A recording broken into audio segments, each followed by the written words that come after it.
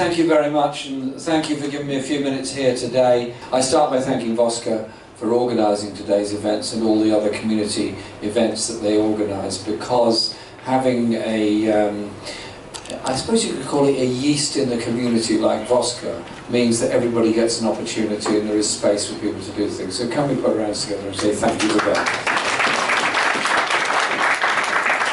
And I'm very interested in the manifesto that's been put forward. I was given a copy and I've been reading it, and I think it's absolutely ideal document because it points out the issues of race equality, it points out the issues of racism, it points out the need to challenge them, it also points out the need for all public authorities to have a strategy for dealing with institutional racism, to deal with casual racism, and above all to deal with opportunities for black youngsters as well as all other youngsters, so that we do have real equality of opportunity within our society. And unless these issues are addressed, then we don't go forward at all.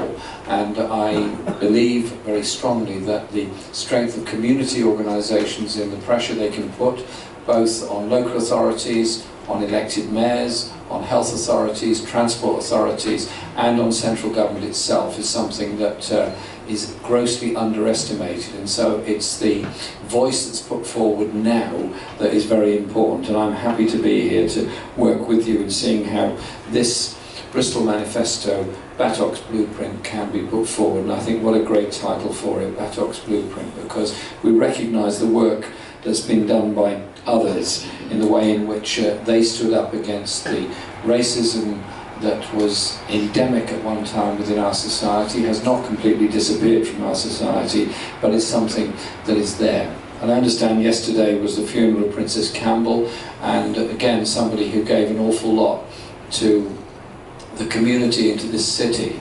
And I think we do well, particularly in Black History Month, to remember the massive, very brave contribution made by an awful lot of people to gain respect, to gain an understanding of communities, and I'll come back to this in a moment, in Black History Month, to understand where our history comes from. It's real honour for me, a moment ago, just to be given this book by Paul Stevenson. Quite incredible. He's just given me this copy, Memoirs of a Black Englishman, by Paul Stevenson, with a foreword by my old friend Tony Benn. And I can't think of Bristol without thinking of Tony Benn. And I was a very close friend of Tony Benn's, and we often sat together drinking tea at his house, because there was never anything else to drink in his house. Whatever we wanted, it was not available, but tea always was. And he was telling me about the bus boycott, strike and issue in 1963 and the demonstrations that went with it. Paul, incredibly brave, inspirational individual who stood up against all kinds of racist abuse, stood up that the rest of the community can stand up decades and decades later on. And I remember Tony telling me how inspired he was by Paul and what he'd done.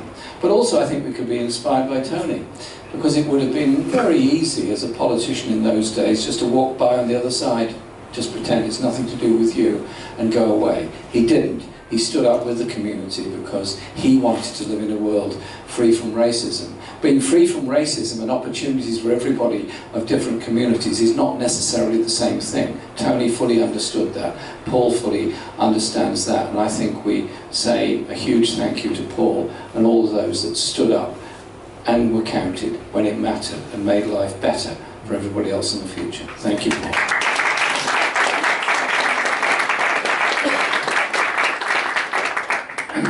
I think we also have to recognise the work done by Roy Hackett and Guy Reed Bailey as part of that campaign as well, in the way that they stood up as well, because it's those seminal moments in the history of people's lives and communities' lives that do make a difference in the long run. Now, I know this is an event for the community and about lots of issues at the same time, but there's two things I'd like to just say to add to this. So I've just become the leader of the opposition and the leader of the Labour Party. It's a position of enormous honour, enormous challenge and enormous responsibility, and I understand that and I welcome that. Having spent my life as a union organiser, a councillor, a member of Parliament, I fully understand the way in which communities come together to achieve things themselves, and then somewhere along the line get cut off from the political process. So we end up with a professional class of politicians, remote and removed from the community, and we end up with community activists trying to do the best for their community that don't necessarily fit in with established political structures. I want to open things up as much as I possibly can, so that all the brilliance that's in every community room and every community meeting place can actually be harnessed, can actually be realised. Their ideas can actually be taken on board and can take things forward, because a city is a very complicated place. We live in village communities, we live in geographical communities, we live in ethnic communities, we live in linguistic communities, we live in interest group communities. They're all communities of different sort. Add into the mix the latest communities of the Twitter, Facebook community and the social media communities, very important as they are. It gives us enormous opportunities to improve relations between communities, but also to give real opportunities for people to challenge the housing crisis, to challenge the inequality in the way in which so much education in Britain is delivered, and to challenge indeed much of the economic policies that are going forward within our society. What I also feel very strongly about is the understanding of history and what it does to people's ideas and people's understanding of their lives and their place in the world. I am not a university graduate, I have no great qualifications to do anything, I'm a product of democracy, if you like. And the most seminal time of my life was spending 2 years in Jamaica when I was a teenager.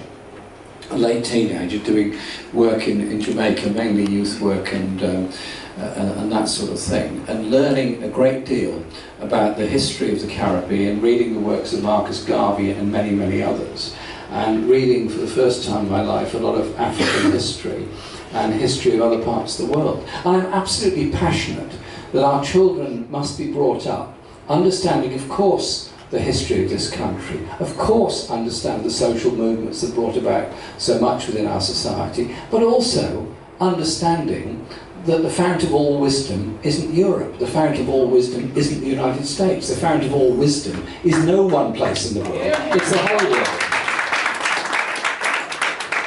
And so if our children grow up understanding of the contribution made to science and learning by Mesopotamia, the original discoveries and inventions in China of much of the chemistry and physics that we enjoy, the great architecture that was there in Africa long before the Europeans arrived, the great civilizations that were in Latin America long before the Spanish arrived, we all begin to understand that we live in an interdependent world where there needs to be an understanding and respect for each other's past, each other's cultural values, and each other's history, and each other's faith values. And if our children can be brought up understanding that, then there's a much greater chance we'll have a much less racist society, we'll have much less racist attitudes, we'll have much more the attitudes of respect. And whilst Black History Month is for 1 month, I think it really is something that should be there for the whole year, because it does help to change ideas and change attitudes. And so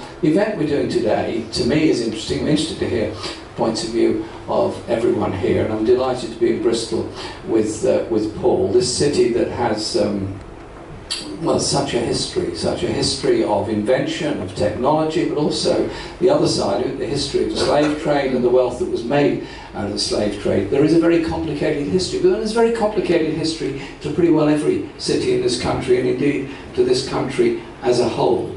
And so when we come together and we discuss our own past, we begin to understand a lot more about each other. When we understand a lot more about each other, we have more respect for each other, and our society is the stronger for it.